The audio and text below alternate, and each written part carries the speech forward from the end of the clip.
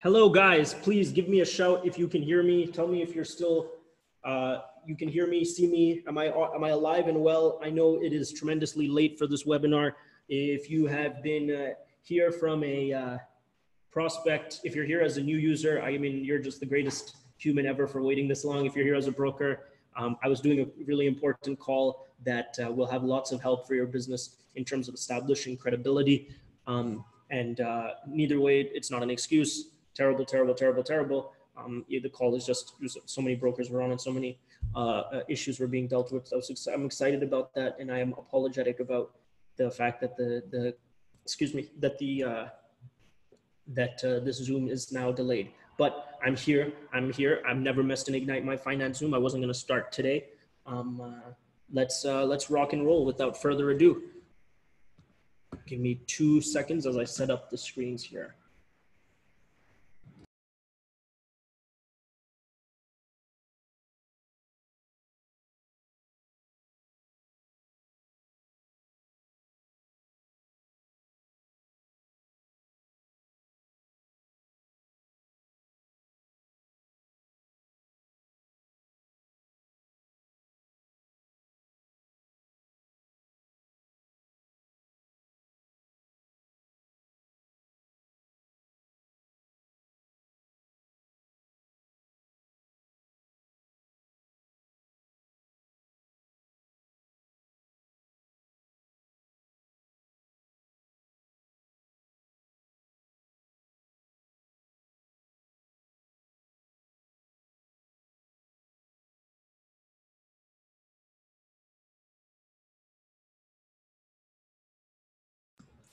Hey, Darren. Okay, I can't log into the emails, taking over 10 minutes. I mean, you can't log in, like if it takes a long time, is it still coming? Are you like, is it expired by the time you come? I'm like, want to know a little bit more about that so we can help you. In the meantime, let's get everything set up here. Waiting for anyone else that may be rejoining us right now because they might have hopped off thinking I wasn't going to do it, but I am going to do it. Of course, we're going to do it. It's going to be the best webinar so far too. Let's go to set up the websites.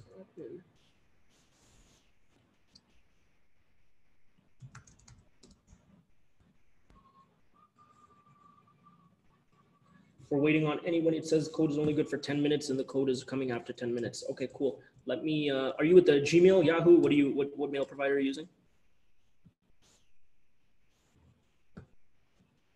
Already Ronald Saltenberg. Okay. Thanks for coming, Ronald. Daryl, what's the, what mail provider are you using? Like, what's your personal email? Is it Gmail?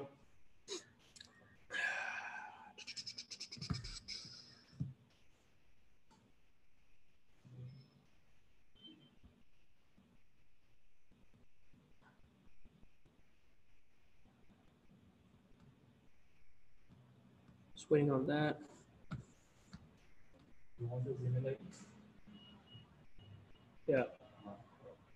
Yeah, I mean, it shows that it's an email on my blog. Yeah, that's probably why. I mean, sometimes like enterprise email servers, like the one that we use, gets like delayed if it's going into another enterprise email server, just like your domain is exactly like that. So we could try again today because the DNS should be running faster.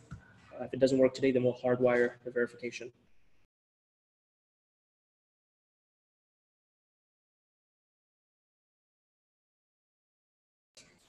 All right.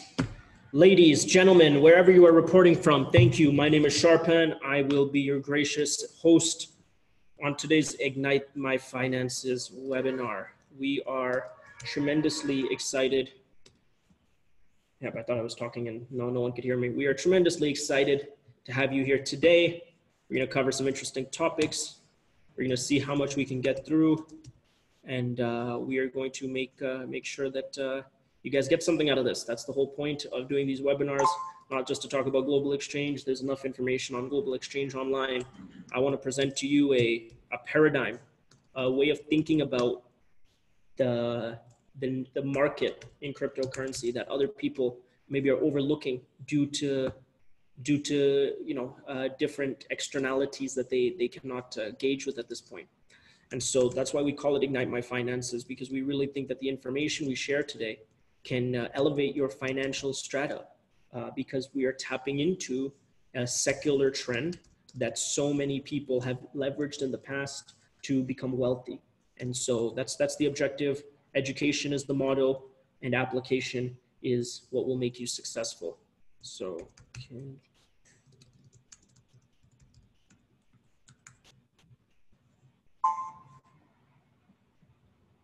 okay. So let's rock and roll. I'm gonna try to obviously keep it succinct because we're short on time.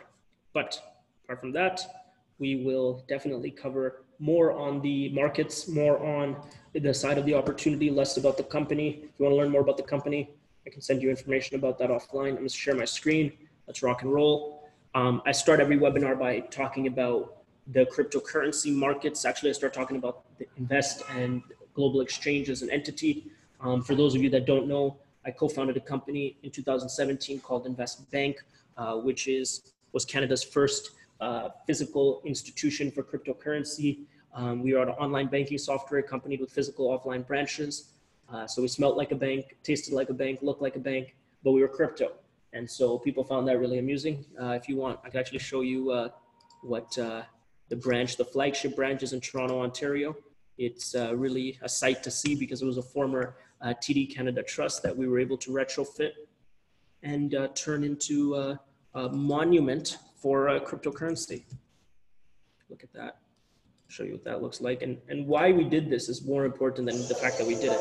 Why we did this is because we wanted to provide a friendly environment for people to onboard into the asset. We wanted to provide an opportunity to acquire customers that would have not been interested in crypto otherwise. We wanted to give a sense of homeliness to this incredibly new dynamic asset class. And so we had a lot of success with Invest Bank, gave us a lot of notoriety, and then we went on to build different ventures in the crypto space under the parent company Invest Group. And finally, we got to Global Exchange, and Global Exchange was the poster child of two problems that we saw in the cryptocurrency market. But before we go into those two problems, let's talk about the cryptocurrency market, where people are looking to make money and where you can actually make money. If we look at CoinMarketCap, which is, I would say, the authority figure on pricing in crypto, has about 40 million unique active visitors every month. So a lot of people go here. Sixth most popular financial website on planet Earth, not just crypto, it's a financial website. And so why do people come to CoinMarketCap? Why do so many people rush here? It's like people rushing to California for a gold rush. It's because they want to see if they can strike it big buying Bitcoin. They want to see if they can get rich buying the next hot ICO. CoinMarketCap is the indicator of how much retail consumer interest is in crypto. And right now there's a lot.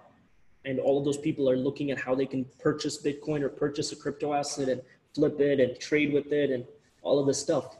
And what we at Global Exchange want to impugn on you today is that's not the way to ignite your finances. Actually, funny enough, that is a way to ignite your finances, a way to quickly blow up your account.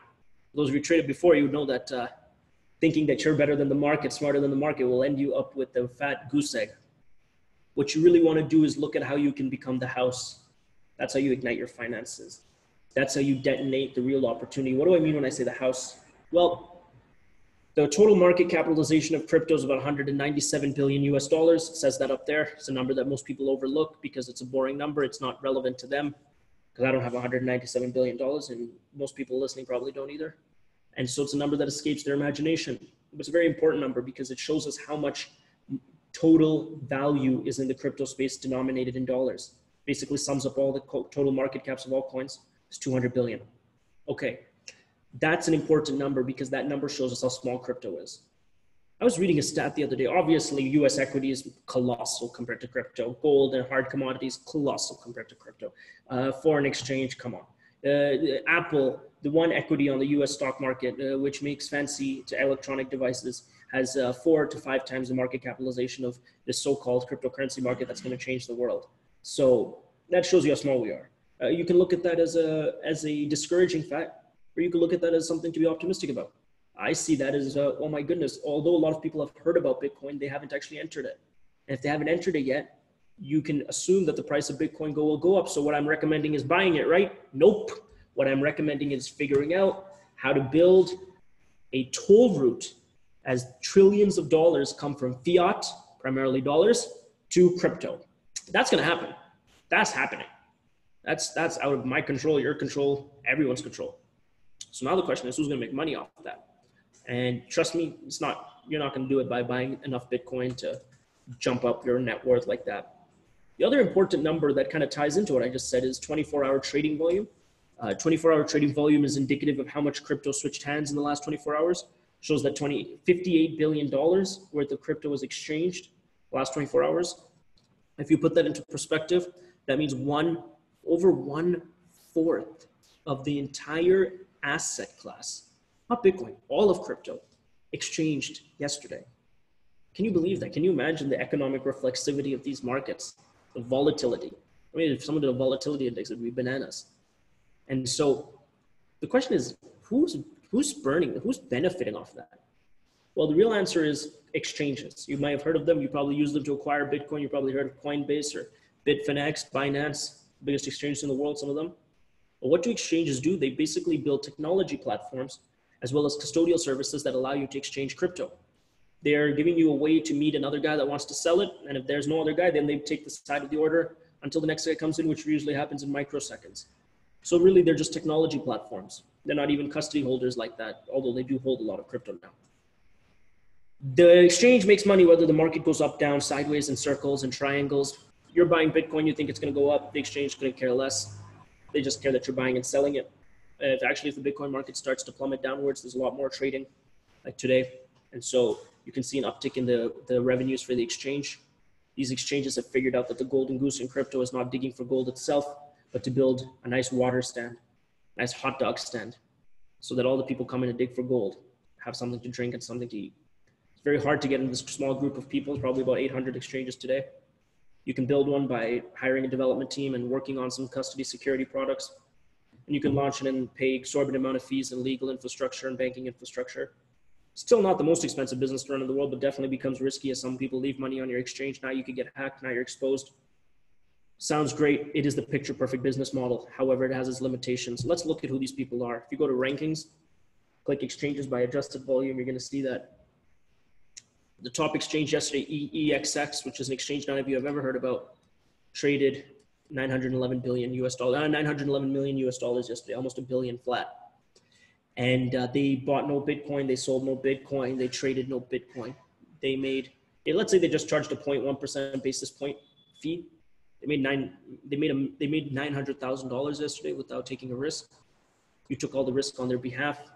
They let you do it. They gave you a nice interface. They built the matching engine.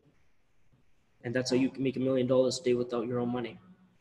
Now, in order to get to the top 10 exchanges, you have to be very dominant. It means it costs a tremendous amount of money to get there. But once you got there, you're printing it. None of these exchanges you probably ever heard of in your life, to be honest. The big ones have fallen, actually. What this shows us is that the exchanges have figured out a great business model, but they still lack some issues. They have some issues. Those two issues is what Global Exchange aims to solve. First issue is user complexity. There's over 800 exchanges. That means there's over 800 user interfaces, meaning that your customers have to learn 800 different languages to use them. I call them languages because they're so complicated. You have to figure out what, it's a mess. And users that are already scared of an asset because it moves so much in a day are not going to learn all of the things.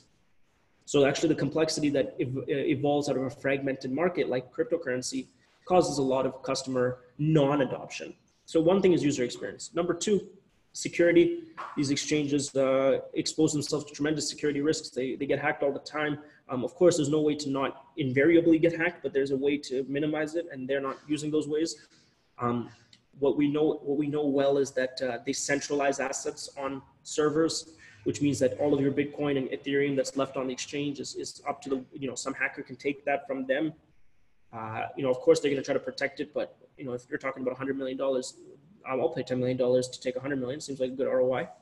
And so really the game theoretical incentives that underpin these institutions are broken. It's not their fault. That's the business model. And so those two things is what we were passionate about fixing. And so there comes in Global Exchange. And Global Exchange is a company that I co-founded inside of Invest, because Invest is the parent company for Global Exchange. And it's an exchange operating system. In other words, it functions as an interface between you and all the exchanges. It functions as an interface between you and all the different coin manufacturers. It functions as an interface between you and all the protocols of crypto. And as you log in, you get this OTC operation where you can buy and sell crypto from dollars. And then on the left-hand side, you see how we have taken an approach of building out entire stacks of technology for each of the verticals in crypto: betting, trading, algorithmic trading, money market, swapping. If you click on for one of those applications, let's say you click on GXTrade, it's going to show you that's still in beta, but then it's going to show you what it looks like. Sorry, 1 second. We'll refresh the page there. And essentially, each of those platforms are places where if you're running a crypto entity, you can actually list your token, list your exchange, and interact with users. What does this do for users? This makes their life very simple because now they have one point of interface for all their favorite products. We function as an operating system like Windows or Linux, and that allows users to really simplify their experience, encouraging more buys, encouraging more trades. And that really has built a really good self-fulfilling prophecy for us, because we help users get coins in many countries. Those coins are then traded and used on all the different apps, as a courtesy of our partners. And then users are happy and content living within this ecosystem. And essentially, this is the first time in crypto that an OS has been made. You can look at it like a crypto mall. It brings everyone to the table, brings the exchanges, the liquidity providers of coins, the customers, everything. So the only additional part about global exchange, and the part that should interest you, is, remember I said that becoming an exchange has limitations. The best thing, better than becoming an exchange, is becoming a mini exchange or a brokerage. That's what we call it. And that's the unique distribution component of global exchange, meaning that any user can upgrade their account from being a user to a broker by buying 1,000 GXT. It's a one-time cost of about $500 at this point. And then what they get to do is stake those coins here and unlock their suite of brokerage management tools. And inside of their brokerage, they get a custom broker ID. And this broker ID can be sent to anyone or anybody to sign up in 2 minutes for GX Nitrous. And now that they have GX Nitrous, they can do all the crypto stuff they want to do, buy Bitcoin and everything. And every time they do that, you're getting a cut of the commissions. You're getting all the trading fees that would have been captured by those exchanges. You can monitor that in your broker statement. You can watch over everything that you're earning. You get unlimited commissions on unlimited transactions by unlimited brokers, and you override everyone and you override the customers. It's a lot unlimited. If you want to know the mathematics behind it, it's structured through a technology called broker chain, which essentially exports profit sharing to the blockchain itself. And we allow multiple types of verticals of transactions. So that means you can get paid on an OTC trade or a crypto to crypto trade or a bets trade or a lending trade. And you don't do really any of the work, because as soon as your customer signs up for free, it's his problem if he wants to do it. And we obviously incentivize him to do it. So that's really the last element of global exchange, because now for almost nothing, and no monthly cost, no nothing like that, you have unlimited earning power like an exchange without having any of the risk or posing any of the threats that they do. So essentially, what we want to encourage right now is people to adopt become a user, play around with the technology, tell us what you like, tell us what you don't like, buy some crypto, see if it's hard, see if it's easy. We have bank wires, we have credit card purchases, every vehicle imaginable. And if you see that how simple it is to trade and buy crypto, then you can also see how simple it would be someone else, and that you can build a reoccurring residual revenue stream by building a cryptocurrency brokerage. So that's what global exchange is. We think that way, if you can start building that toll road today, just think about the size, 200 billion, nothing. Think about where Bitcoin could go, or any of these assets could go. And instead of just trying to buy more and more Bitcoin and saving up funds, now you can earn the crypto firsthand. It's a great opportunity for people to take their business and their financial position to the next level.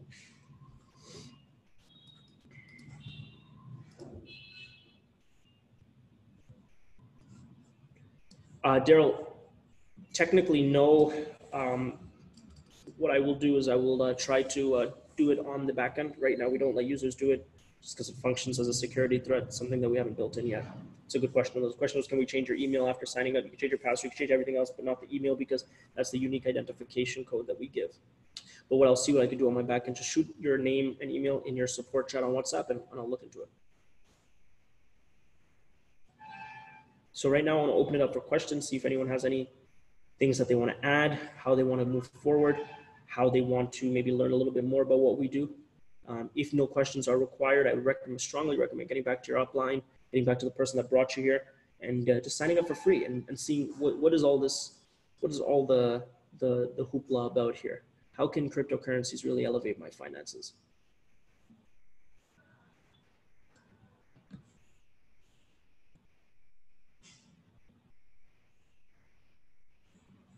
Yeah, right now we are focused on adding as many banks as possible for funding. The question is how are we prioritizing the funding modules? So if you click add funds here, you can see that there are three options: e-transfer, wire transfer, and broker balance. Most people are using bank transfer, and with bank transfer, we have a couple of different options.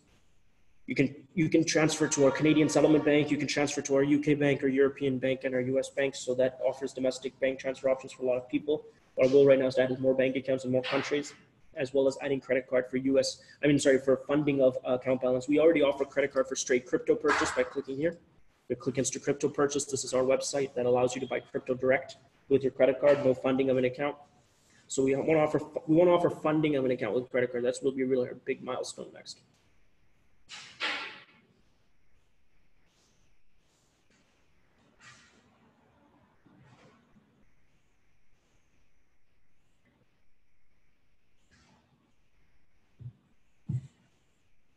But yeah, great question. So with wire transfer, the fees are whatever your bank is going to charge you. The question is, Mark is asking, what are the fees comparative to wire transfer versus credit card? So wire transfer, let's say you're sending from our US to our US bank, right? So US banks charge $30 for wire transfer typically. So you're sending from Chase to our bank in the US. So that's going to ding you 30 right there. That goes to Chase. So now you're at 9,970. We have a standard $10 fee for funding via wire transfer. We haven't imposed that right now, but as soon as we impose that, it's basically now you're down to 9,960, and that's it. Now your account is funded. You're going to see 9,960 USD in your account balance, and you could trade. Now, when you trade, if you're a customer and you're not a broker, then what happens is you are subject to the broker fees that your upline sets. Say he sets a 1% fee, you'll be able to see that on transaction. If he sets a 1% fee, then you're going to pay 1% above spot market price for your crypto. So for 9,960, you convert all of it to crypto at spot price, like CoinMarketCap, minus 1% for the fees. The broker could charge 5, 6, 7% if he wants to. And in which case, at that point, I'd recommend you becoming a broker, because as soon as you become a broker, you're no longer paying your upline's fee. You're just getting charged a static 1% fee. Credit card. So most people are paying about 1% plus about $40 for a bank transfer. So, I mean, obviously if you're only transferring $1,000, that's, was it, it's $100. Sorry, it's $10 plus 40 is $50. So really your total fee is 500, but that's because your amount is pretty small at 1,000. If you're transferring 100,000, it's still only $50 for wire transfer. 1% fee, or $1,000, 98,960, which is pretty reasonable. You'll get the Bitcoin in your hand and you can do whatever you want with it. Credit card is 9%. It's 5% goes to the payment processor. We can't touch that. 4% goes to the company, which is then paid out to the brokers. So credit card is 9% over spot. Again, it's super convenient. You can buy up to $20,000 worth of your favorite crypto with credit card. Delivers instantly. It doesn't even have to go to a global exchange wallet. You can go to whatever wallet you want. And the issues with that is that if your bank is not crypto friendly, then they might flag the transaction and you'll have to call them and talk to them and all of that stuff. But so paying with credit cards is tremendously more expensive. I only recommend it to people that can't do a bank transfer.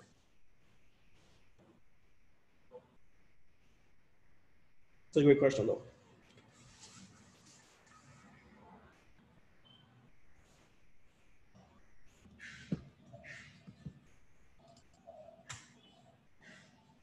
Okay, great. Guys, if there is any questions, last call on that. Oh, I got some Q&A here that I didn't answer. Does your UK account work on BACS transfer? Are these now practically instant with Coinbase? Yeah, I mean, it's the same thing. In the internal payment settlement network for the UK is like instant. So if you have our sort code and account number, should be instant. However, we always tell our customers it might take up to 24 hours to fund their account, just so that there's no broken hearts. We're going to try to get it to be instant, confirm on instant. But right now we say up to 24 hours, but the payments do settle instantly in the UK.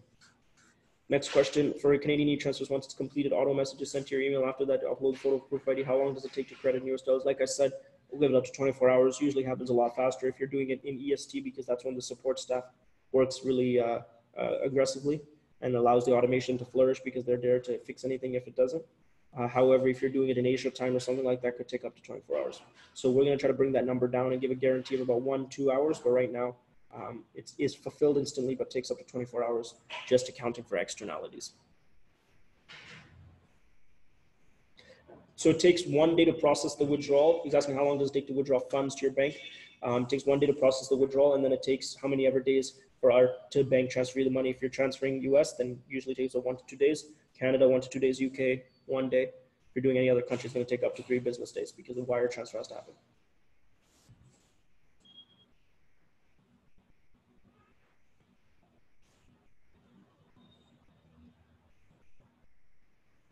Okay, great questions, guys. I mean, I love hearing those. Love making sure that you guys are clairvoyant on what's going on.